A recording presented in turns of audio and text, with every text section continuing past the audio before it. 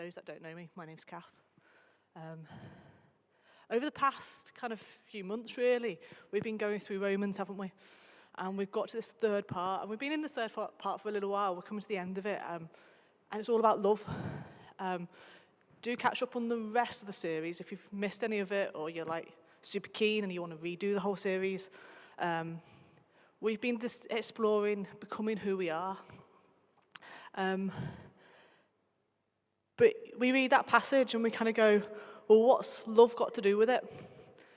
We don't usually equate love with laws, but Paul's really clear here. He doesn't dismiss either.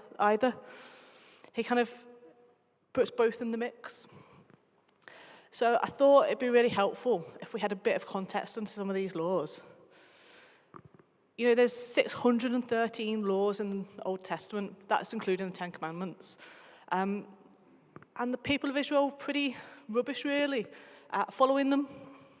So much so, they kind of missed the very essence of why God gave them in the first place. And that was to draw them in line with him. That God has this amazing plan for each of us, individually and collectively, to show his love and bring his light to a hurting world. And he used these laws as a way of bringing his holiness into this world to show us the best way to live, to demonstrate his love in a way that would have shocked those around them and actually probably shocks us today. But if we go back on this people of Israel, they must mess up and they mess up and they mess up, so much so they end up in exile. And they spend about 70 years in exile. And eventually they go back to Jerusalem. And then they decide to give themselves even more laws to stop them from breaking the actual laws. The laws themselves give them more weight and complexity to this life that they're leaving, and they become so obsessed by the laws that they kind of miss it altogether. And they have particular groups that kind of manage the laws, and they were really, really obsessive with the laws. So you've got the Pharisees and the Sadducees, and you see them throughout the Gospels. But what I find really interesting is God gave them laws, and yet Jesus starts challenging these groups throughout his ministry. And I think when we focus on the law, sometimes we miss the purpose of it. We become tunnel visioned, and we don't see Jesus and the overflow of his love around us.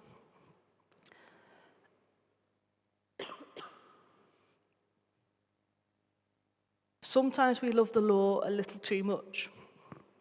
We add stuff to the equation. Jesus plus X, Y, Z. Like, if we do everything right, follow all the rules, then we're doing okay. That we add extra stuff, like rules of what to wear in church, or who sits at our table, how many God words we've used that week.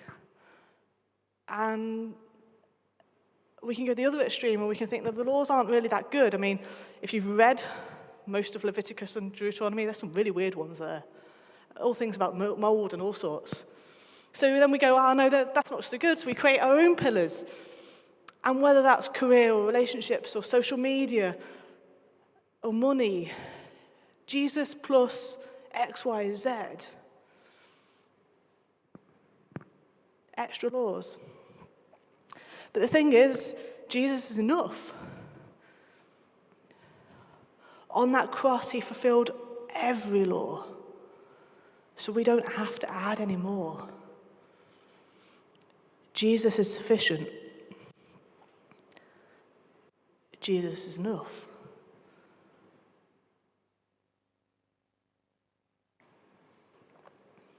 I wonder what kind of holiday packer you are. Are you the bare essentials, wear everything 2-3 times, and barely add any toiletries? Are you the 3 suitcases for a weekend with 50 outfit choices? Are you the packer that packs extra of everything just in case, including underwear, despite never normally needing to change your underwear? Like, do you really need that spare underwear?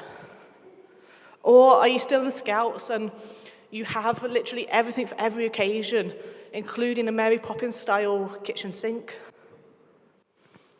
When we pack our bags, where we're going and what we're doing matters. Otherwise, we're hefting heavy weight on your back while dragging 3 suitcases along cobble streets in the pouring rain, trying to find out where that hotel is. We don't need 3 suitcases for 3 days, but we might need it for 3 months. When we think about the laws and we focus too much on them, it's like we're adding extra weight into those bags, the stuff we don't really need. And we're weighed down.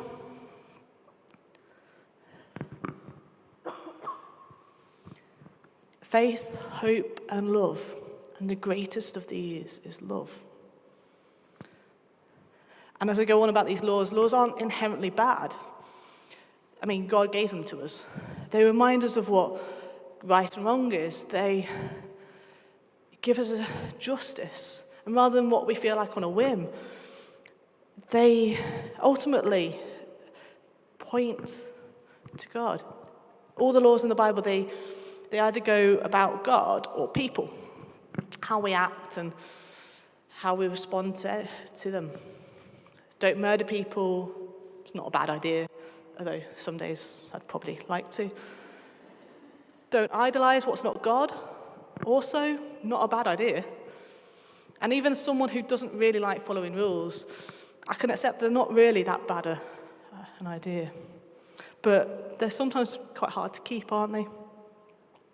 And Jesus gets asked a load of questions. He generally asks more, but this day he gets asked by the law keepers, what's the most important law in Matthew 22? And Jesus replies, love the Lord your God with all your heart and with all your soul and with all your mind. This is the first and greatest commandment. And the second is like this, love your neighbor as yourself. All the law and prophets hang on these 2 commandments. Paul is talking to this tiny church in Rome, reminding them of the essence of following Christ, becoming who we are.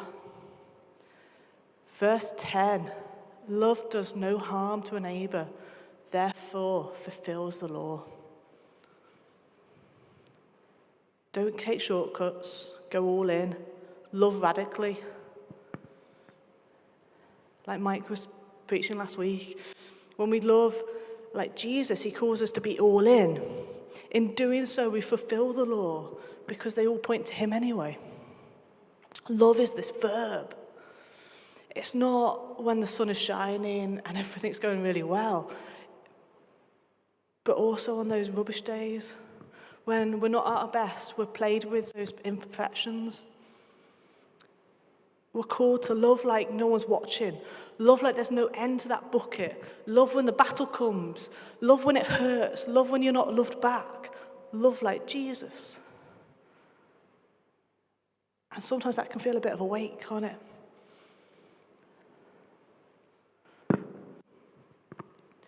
Before Jesus dies, and what is the ultimate demonstration of love, he gives his disciples a new commandment, a new law.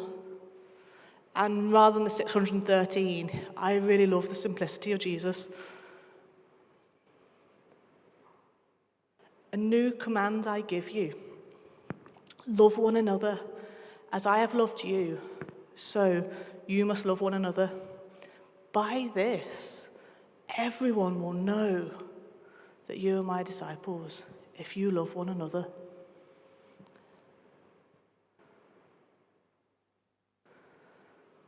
We're called to be known not as religious rule followers, but as radical love givers, the Jesus effect. And I wonder, in our week, what are we known by? The world will see Jesus in the love that we give others. A bit like Emma was saying earlier. We don't obey the laws because we like rules. Unless you do, I mean, that's fine. But ultimately, we do it because out of the love that we have for Jesus. And in doing so, we love others.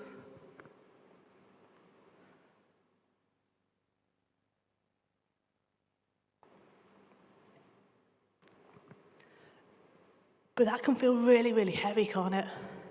Someone standing at the front and going, oh yeah, guys, just love more.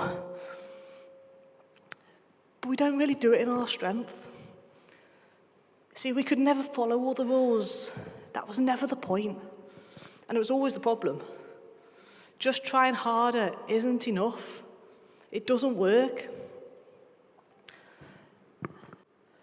Some of you might know I've not had the best luck with cars in the last 8 or so years. I've been through quite a few.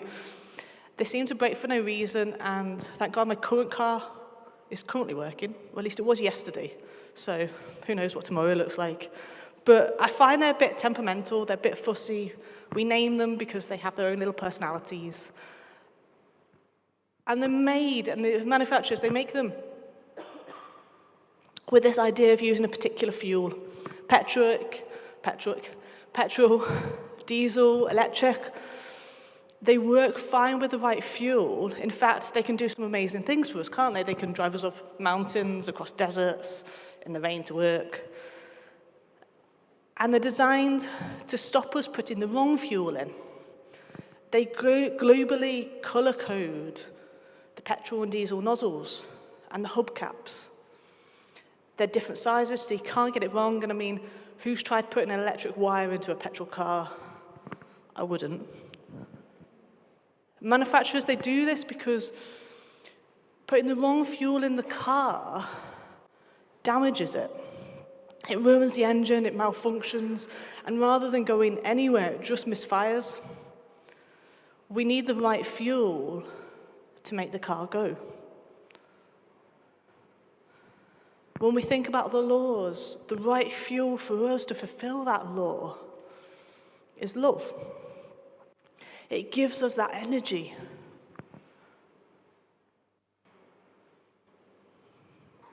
And we want to do it because we love God. It propels us forwards, out of this church and into a world around us.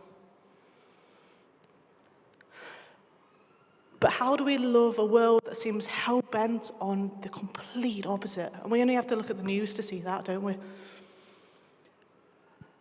And I think sometimes it's really easy to withdraw, isn't it, from the world and from the pain. But as we draw close to Jesus and we open our eyes to what's around us, we start to see the world a bit as he does. We're transformed by him. That proximity, it makes a difference. Before in the prayers, I mean, my voice has been going in and out most of the last 24 hours. And Hannah said, sometimes it's a good thing. When people can't hear you, they listen a bit closer.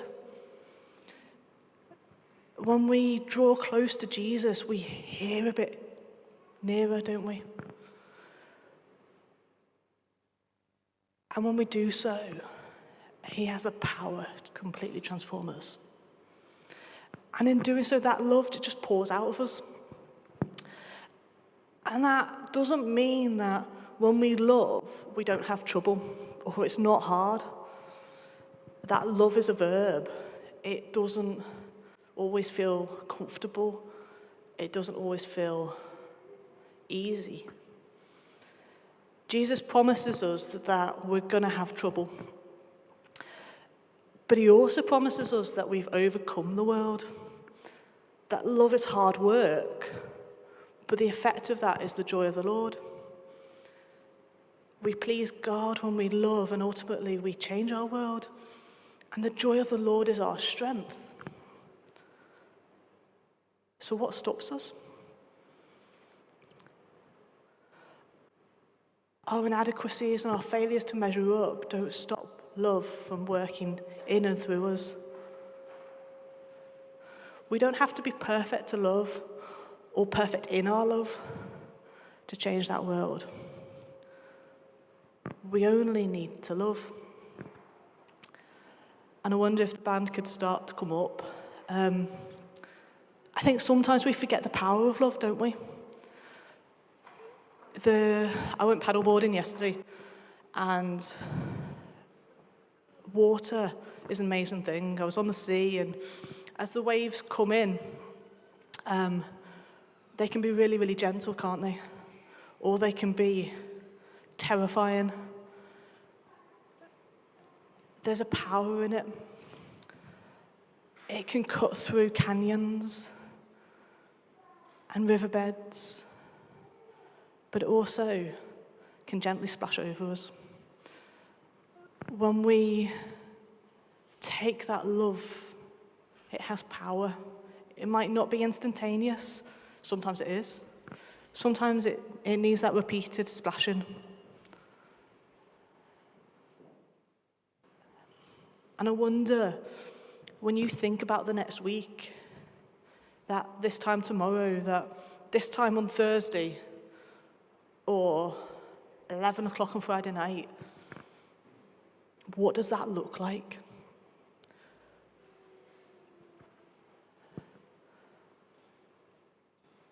How do we show that love around us? That radical love. And where do we see that smile of God in that? I just invite you guys to stand.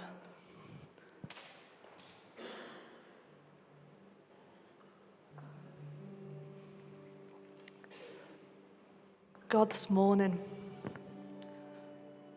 we thank you that you show us what right and wrong is. You give us those laws to bless others, to take us out of our own mind and our own little world, to transform the one that you've gave us. Lord, would you fill us this morning with your love? Would we know it afresh? That grace, that even in our imperfections and our messes up, that you still love us. The kids are learning about Peter this morning and about how many chances God gives to him. Lord, would you remind us of that purpose you have for us, no matter how many chances we might need. And Lord, would you inspire us to love? Amen.